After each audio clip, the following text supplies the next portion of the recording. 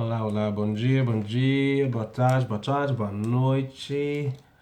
Seja onde você estiver, bom dia, meu povo. Good day, everyone. Good afternoon, good evening, wherever you are. I'm here in this cold Holland. It's raining today. It's really, really cold. It's really, really cold. And oh, this looks really crazy.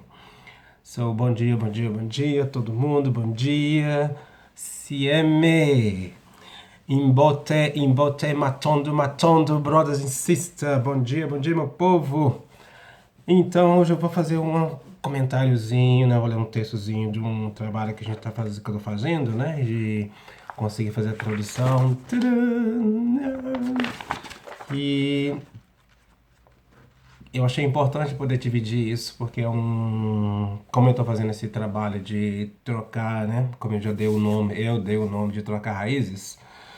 E agora eu tô fazendo também de uma forma mais acadêmica em si. Então, eu particularmente estou fazendo algumas traduções também, do inglês pro português. E demora, porque realmente, eu já falei com vocês, né? Português é uma língua muito chata para traduzir. Hoje eu entendo por que a maioria do pessoal não gosta de traduzir livros e de outras línguas para português, porque é uma língua muito chata, porque o pessoal floreia muito, tem muita língua muito poética, você tem que ficar imaginando o que, que realmente o cara estava querendo dizer, né? E como traduzir de uma forma mais aproximada, né, daquilo que realmente é. Então, se fosse uma língua mais curta, no sentido de não tivesse tanta palavrinha para cada coisa, seria mais fácil a tradução, se a gente teria mais material, não é como o francês, não é como o inglês, não é como as outras línguas, então o português é muito chato para traduzir. Muito, muito chato. Bonito de se ouvir, é romântico, mas para quando fala na literatura em si, é uma merda para fazer essa língua, porque é complicado, porque tem muito romantismo, tem muita poesia e a coisa não funciona. Então, tirando a questão disso, eu achei assim interessante porque como eu estou abordando muito a questão da coisa dos reinos, né, dos reinos da África em si, e é uma coisa que eu estou estudando isso também, e como no Brasil, pelo que eu percebi, que existe muito. O Brasil, quando pega a história, principalmente na literatura portuguesa, eu vejo muito isso, muito claro.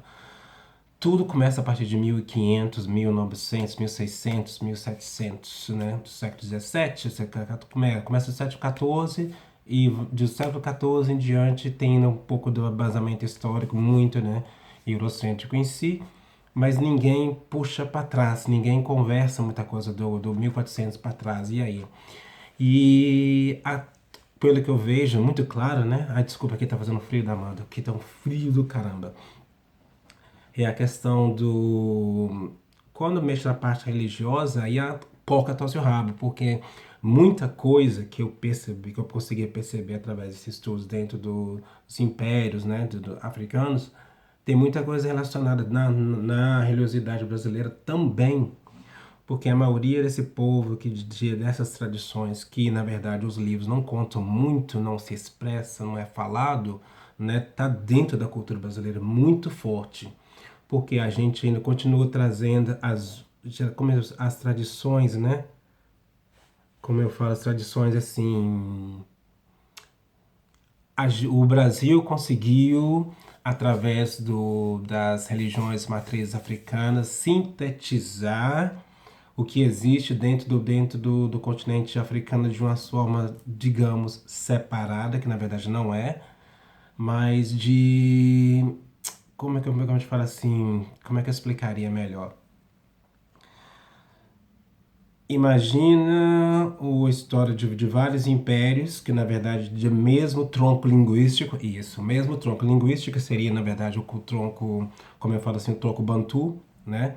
Que na verdade Bantu é um tronco de línguas onde aqui várias pessoas de várias tribos, mesmo de vários locais, de uma certa forma, vamos falar um dialeto diferente, basicamente um dialeto diferente, mas o tronco da língua é a mesma em si. Então, como seria o tronco latino das línguas latinas, mesmo que a gente não se entende, como seria o português, o francês. O francês até que não, se você falar o patuá, quem fala francês patuá fala português.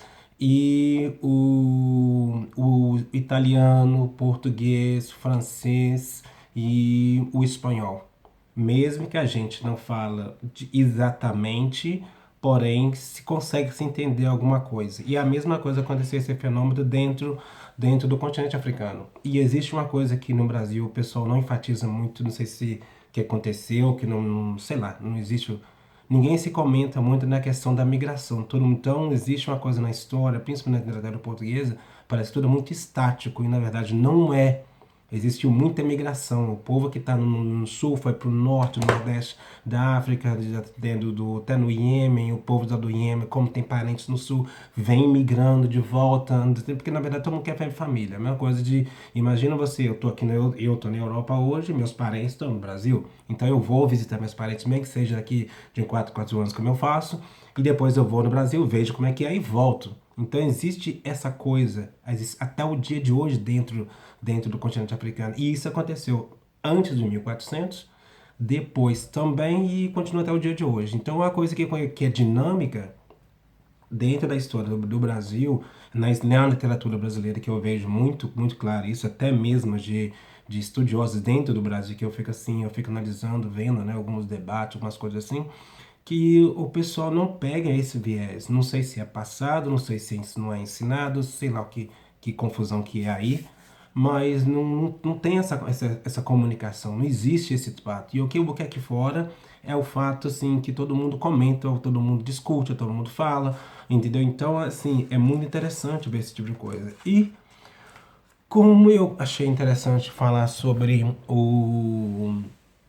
como assim, sobre a parte de alguns, né, impérios, e eu achei começar melhor, que não é a ordem cronológica, que seria, na verdade, tinha que começar desde o Nordeste africano e até o final da África do Sul, né?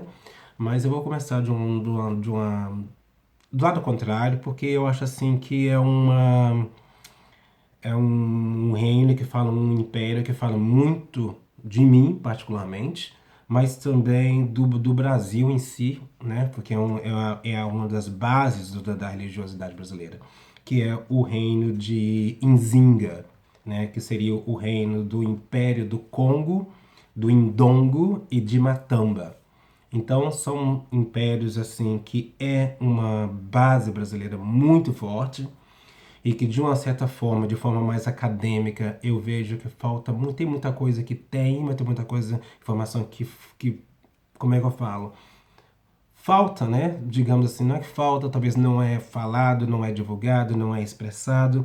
E eu acho uma coisa muito interessante porque quando você vê, eu vejo muitas, principalmente assim de pai de santos, de babalaô, gente renomada no Brasil. Então, eu ouvi essa semana, né, foi uma coisa interessante que uma pessoa renomada no Brasil, né, que ele é sacerdote, então falando sobre a respeito da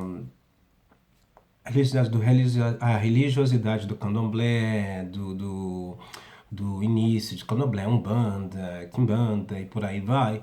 E a questão de um dos personagens, né, primordiais dentro da religião e que o nome não se sabe porque parece que a mulher ela tem um nome, né, um nome que seria de uma certa forma Banto, e aí eles colocam muito claro que não tem nada a ver com o pessoal Yorubá do Benin do Congo, e aí começa a complicação. Aí você vê que o pessoal não tem conhecimento da migração, né? E aí quando se traduz isso para o inglês, aquela coisa, a pessoa fica assim, né? Deveria ter entender. Era Maria Bataió. E aí fizeram em cima da Maria Bataió, que não tem informação, aquela coisa toda. Mas aí você vê muito claro que as pessoas não têm um lastro, né? Talvez a informação também do Brasil não dá esse lastro. Mas independente de dar a informação ou não, quando as pessoas têm um pouco mais de entendimento da questão da migração, né, que é uma coisa que o pessoal estuda muito aqui, principalmente quando fala da questão de matriz africana, principalmente na dentro da religião. Se a pessoa não souber a parte geográfica, se a pessoa não souber a parte da flora, da fauna, entendeu? E não tem como definir a espiritualidade. Então eles enfatam muito, eles enfocam muito isso aqui, tanto aqui quanto na diáspora, quanto do continente africano também, a base é a mesma. No Brasil, isso não vejo tanto isso, essa correlação. Eu acho que da Umbanda ela faz muito isso também, né? O candomblé, porque na verdade a gente vê que quando o pessoal fala que cada panela, né? Cada um mexe a panela como tem, cada um tem a sua panela, digamos assim. Existe uma coisa interessante que esbarra nisso, mas de uma certa forma é aprofundado, mas não é a coisa assim, não tem aquela comunicação, né? E dentro do continente africano isso tem. E eu acho interessante que até o dia de hoje também, né, como para derrubar aquela coisa que todo mundo fala que por que, que o português, quando fez a escravização, chegou no Brasil, ele dividiu o. Não, ele. Como é que eu falo? Trocou, né? De locais. Os escravos, de que falavam a mesma tronco linguístico, que eu acredito que não foi isso, porque na verdade que não foi, eu acredito que seja o dialeto, não falavam o mesmo dialeto, eles separaram e colocaram em lugares diferentes.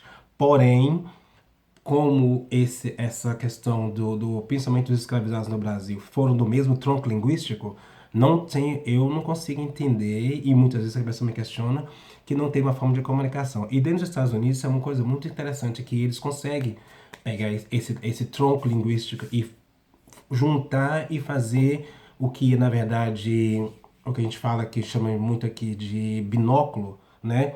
O Brasil, ele fez da história, ele conseguiu, o português em si, conseguiu colocar o binóculo. Mas o binóculos, na verdade, no Brasil, a história encurtou, né? Porque o binóculo ele vai para frente, vai para trás, então tem essa apreensão. Quando a gente quer falar que a história foi encurtada, né, que não foi contada de forma correta, né, que ela não é repassada de forma correta, então no português, essas histórias, principalmente do povo escravizado, é muito cortada, é muito binoclizada. Já no francês, já no inglês não tem isso, a coisa é de uma forma mais alongada e tem mais detalhes também. Por isso que é muito mais fácil você estudar. Hoje eu consigo entender, estudar o Brasil, estudar a história do história negra brasileira, que é uma coisa assim que eu não tinha muito acesso no país quando eu morava no Brasil, e hoje aqui fora eu tenho, mas de uma perspectiva diferente. Não de um olhar mais eurocêntrico, né? Porque se eu quiser olhar no eurocêntrico, tem, mas eu moro aqui. A maioria do pessoal também de europeu não tem um conhecimento muito vasto da questão da escravatura, porque isso não é ensinado nas escolas. Muito em Portugal, muito pelo pessoal que eu conheço, que o pessoal vão falar muito de escravizaura, mas a questão da escravatura não é ensinado, foi o que eles me falam, não é ensinado na escola. Então a pessoa não sabe, né? O que aconteceu em 1500, que a escravidão, não tem um conhecimento. O que vai ter conhecimento é quando o pessoal que vier da Inquisição, que está registro nos registros, aí assim, quem tem interesse vai lá e olha. Então a história é feita assim. Então é isso que eu acho que hoje, como o pessoal africano e diáspora estão levantando assim muitos fatos, né? E estão obrigando o mundo acadêmico a reescrever a história como realmente ela é, e de uma certa forma como os fatos como são baseados dentro da ciência no dia de hoje, na parte de geologia, da parte da filosofia também, da parte da ciência. Então tem muita coisa que está precisando estar sendo reescrita novamente. Então muita coisa que foi falado, foi estudado e que foi colocado como era, não é mais, porque a parte, o povo acadêmico hoje, principalmente quem é de influência negra, digamos assim, e também do continente africano, né? Teve muitos, como eu falo, muitos professores, né? Que na verdade não foi ouvido mesmo, até mesmo pela UEN, né? E hoje isso já não está sendo mais aceito e está sendo que ser reescrito, então é uma coisa assim, tá fervendo, a parada tá fervendo, vamos dizer assim. Então vamos começar, né? Chega de falar e vamos começar a ler, né? E como aqui tá muito escuro e eu não consigo enxergar isso aqui direito, porque tá aqui já é quase 1 hora da tarde e tá já escurecendo, parece 6 horas da noite da tarde, aqui tá isso é horrível. O inverno aqui é horrível, é horrível. Não é horrível porque é frio, é horrível porque escurece muito cedo. A gente acorda, o dia começa tarde, depois das 8 que clareia, e depois das 3h30 começa já a escurecer, né? Então vamos lá. Então eu quero falar sobre o Império de Nzinga e os impérios do Congo, do Indongo e de Matamba. Então isso é dentro da estudo que eu estou fazendo com o grupo, né, do Reino Unido. E o professor, a gente passou para a gente uma coisa muito interessante.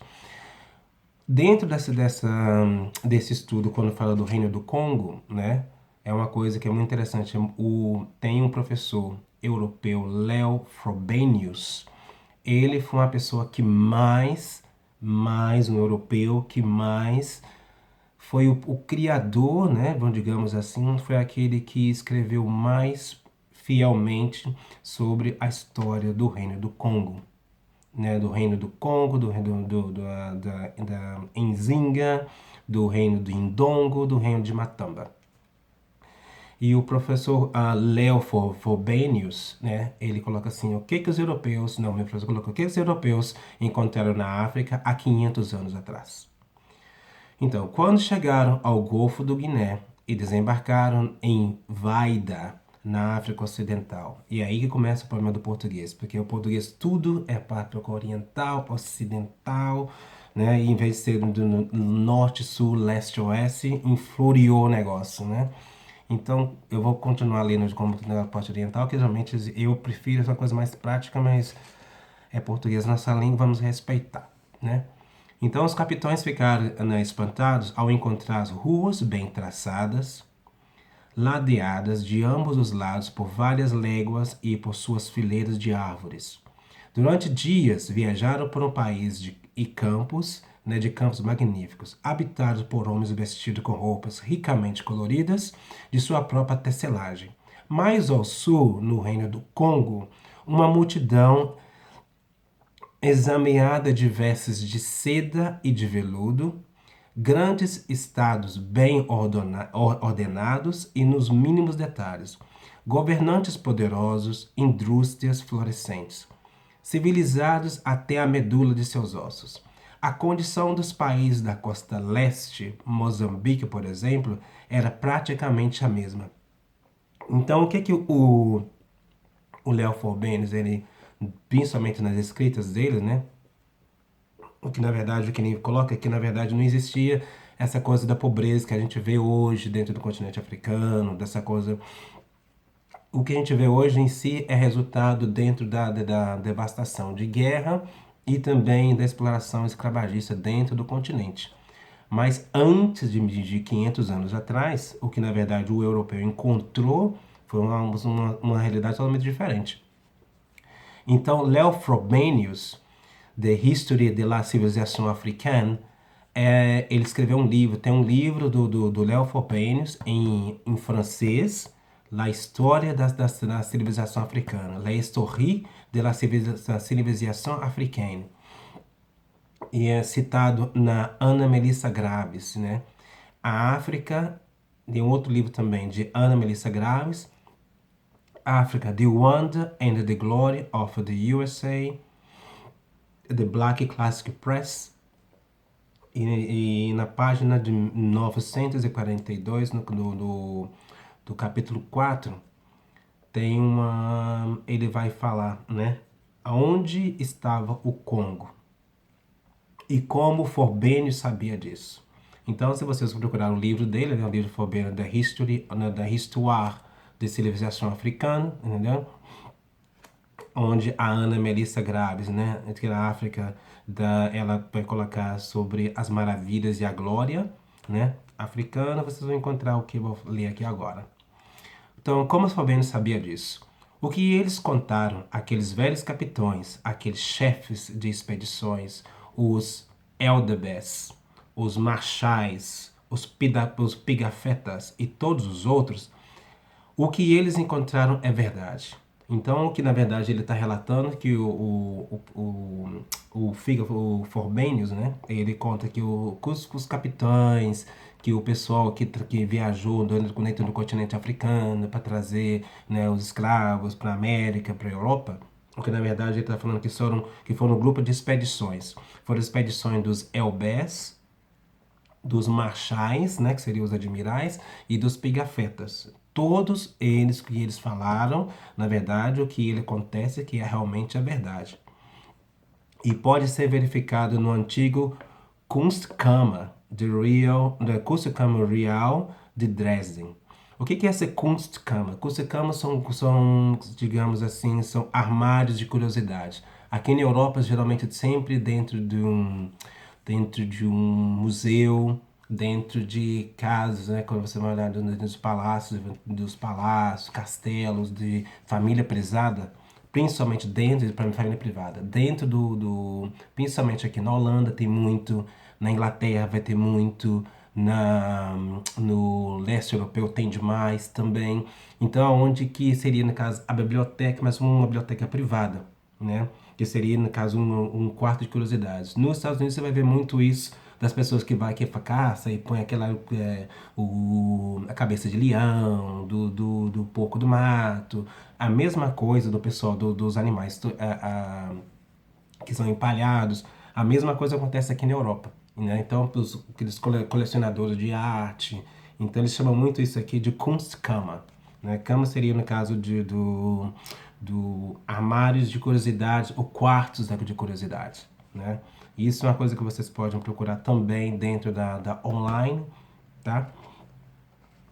E em Dresden, que tem na coleção de Windermere and the que é um alemão, né? O Wendman, eu vou colocar depois, eu escrevo depois, mais tarde, onde vocês podem procurar. Ele, no armário dele, que ele era um colecionador de curiosidades, né? Dos armários de curiosidades, né? Os europeus ainda se encontraram a coleção de objetos da África Ocidental dessa época, maravilhosos, veludos de pelúcia, de extrema suavidade e de feita de folhas, de feito de as folhas mais tenras de uma certa bananeira, estofados, macios e flexíveis, brilhantes, delicados como sedas, tecido de fibras de ráfia bem preparada. Ráfia seria como se fosse uma palmeira que existe dentro da África, né? Se não me engano é uma palmeira. Parece muito com... Sempre vai falar em ráfia, vão falar sobre o elemento do ráfia e vinho de palma, tem uma ligação. Que eu acho que não sei, é a mesma família de palmeira, mas é uma coisa que ráfia é muito comum a gente ver aqui. Bem preparada, dardos cerimoniais e suas lâmpadas, até mesmo as pontas incrustadas com mais fino cobre, os arcos tão graciosos e ornamentados tão bem belamente que fariam a honra a qualquer museu de armas de qualquer espécie. Cabaças decoradas com o mais perfeito gosto e escultura em marfim e madeira, cujo acabamento revela habilidade e estilo. Léo Forbenius, in The History of the Civilization Africana, citado de Ana Melissa Graves, África de Wonder and Glory, dos Estados Unidos, da The Black Classic Press, de 1942. Ele colocou também aqui, olha, se você olhar no online, da The Royal Kunstkammer de Dresden, antes de 1533. É onde ele está relatando isso, tá? E Felito Pigafetta em Minzamba, Congo, de 1591. Felito Pigafetta, ele é um italiano que também ele escreveu um livro em Banza, Congo, em 1991. 1591, desculpa. Então você vai ter The Léo Forbenius em 1533 falando sobre o reino de Império do Congo em Ndongo Matamba, e Filippo Pigafetta mais tarde, né? Também quando ele relata no livro dele de Mbanza Congo de 1591, o que na verdade eu já li aí em cima. O que Felito Pigafetta ele relata? A cidade era aberta ao sul. Foi Dom Afonso Nzinga em Kuau, é o que ele fala, é o primeiro rei cristão, que primeiro a cercou com muralhas. Mandou também encerrar o seu palácio e as casas reais, deixando entre esses dois recintos um grande espaço aberto, onde foi construída a igreja matriz. Um quadrado foi deixado na frente dele. As portas das casas aristocráticas, dão para as paredes da igreja. Na entrada da praça, alguns grandes senhores da corte têm suas casas. Atrás da igreja, a praça termina em uma rua estreita, provida de um portão. Ao passar por esse portão, você encontra muitas casas a leste. Fora das muralhas que circundam as residências reais, existem numerosos edifícios pertencentes a vários senhores, cada um dos quais ocupa o local que lhe agrada, para que ele possa morar perto da corte. Foi impossível determinar a área desta vila fora dos dois recintos, uma vez que todo o campo está repleto de casas rurais e palácios. Cada senhor com seu grupo de habitações encerra uma pequena aldeia. À noite não estão fechados. À noite, os portões não estão fechados, nem os mesmos vigiados.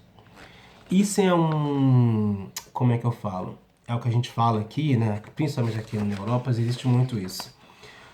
Os europeus sempre fizeram esses relatos, né, sobre antes da escravatura, antes do povo ser usado, existem esses documentos que aqui eles chamam de documento de espionagem. Porque geralmente vai ter uma pessoa que vai no local, vai verificar aonde são os pontos fracos, o que o pessoal faz, o que deixou de fazer, né? Aonde que tudo é bem localizado. E o europeu ele conseguiu detalhar muito claro. Então, o que o Felipe Figafetta relata é a história bem aonde que o rei Afonso, né, como a cidade era construída, que tipo de que na verdade como que era a cidade era o dia a dia da cidade em si, né? E isso era repassado para a Europa, né? E então quem foram as outras fontes importantes para a história do Congo? O Dr. Alfred Dapa, da Descrição da África em 1668, John Ogilvy, da África em 1670, Giovanni Cavazzi, da História e Descrição dos Três Reinos do Congo, Angola e Matamba em 1687, e fatos, né, Vamos ver, ele vai falar também a respeito, novamente, o doutor, os fatos de Felipe Pigafetta, né, de 1991. Ai, falar nome italiano é uma merda, tem hora para poder pronunciar, mas tudo bem, vamos lá. Então, o que o Figafetta fala? Né? O Figafetta, ele fala em 1991. O reino tinha 1.685 milhas de circunferência. Foi dividida em 6 províncias administrativas. A primeira província era Imbamba, a segunda era Imbata, a terceira era Impango, a quarta era Impemba, a quinta era Insundi, a sexta era Soio. As dependências incluíam Matari, Uando, Uembo e Ambandu. Imbanza Congo esteve nessa província de Impemba. O rei poderia mobilizar 400 mil soldados. O reino do Congo e suas dependências evidencia dos títulos reais detidos pelo Manicongo. O Manicongo, no século XVI, ainda detinha antigos títulos reais. Esses antigos títulos reais são, na verdade, os títulos que esses reis, pelo que eu estudo no dia de hoje, esses reis eram conhecidos em todo o continente africano por todos os reis africanos dentro desses impérios, eles na verdade se encontravam e eles na verdade outorgavam, né, esse rei alguns títulos. E é o que ele relata aqui na questão do Manicongo. Então, quando fala do Manicongo, o Manicongo não era um cara conhecido somente no Congo, no Império do Congo. Não, o Manicongo ele é conhecido no Império da Catiópia, era conhecido no Império do Ghana, no Império Songhai, no Império de Swahili e no Império de Munumutapa. Então, todos esses reis, eles, na verdade, eles se reuniam Então, eles, na verdade, outorgavam aos outros reis alguns títulos dentro da linhagem familiar, né? Isso é uma coisa muito interessante, que na verdade não na literatura brasileira, no português, eu não consegui encontrar isso. É muito interessante.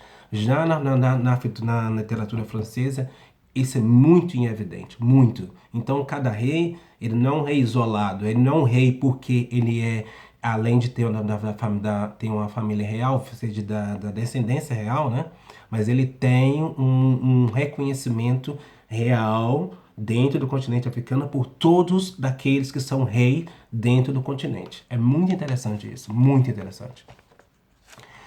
Então, pelo fato do Manicongo ele detinha esses antigos títulos reais, o Manicongo já governou o Congo, Luango, Kakongo, Ingoio, a região do rio Zaire, Ambundu, Angola, Akessima, Mussuru, Matamba, Mililu, Massuku, Anzico, Pangu-Alambu e outros territórios.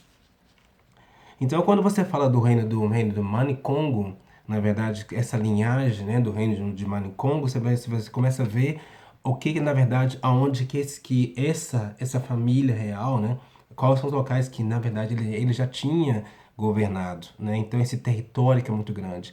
E é interessante quando você vê na questão do Zaire, né, hoje, porque, na verdade, o que a gente vê essa divisão, principalmente dentro do mapa africano, né, como que o europeu, né, dividiu, né, essa coisa dessas fronteiras não existia antes. Então, essas coisas, esses nomes, alguns nomes são ainda africanos, mas outras coisas são muito europeia. Então, essa divisão que, na verdade, a gente coloca hoje, né, que como de um país aqui, um país ali, dentro do continente africano, até o dia de hoje, dependendo da região, isso não é considerado. Porque são povo de mesma família. Então, quando você pega o pessoal do Zaire, eles continuam sendo povo bantu, continuam sendo povo da região do Congo, né? Isso é muito legal. O território total se estendia até o norte, até o Gabão moderno e até o sul em Angola, uma vasta região de 300 mil quilômetros quadrados. E isso era a extensão total territorial que o Manicongo governava. Difusão da língua Kikongo. O que sabemos sobre Luango? Né? Cidade de Luango. Isso é uma cidade. O Figapeta ele cita no livro dele de 1698. E até quando o Império do Congo datava? Figapeta descreve Nzanga em Kuau como o quinto Manicongo. Eu não sei se eu pronuncio correto o Kuau, que é o nome do Manicongo, mas Manicongo é uma seção de reis, né? Mas o Afonso ele pega muito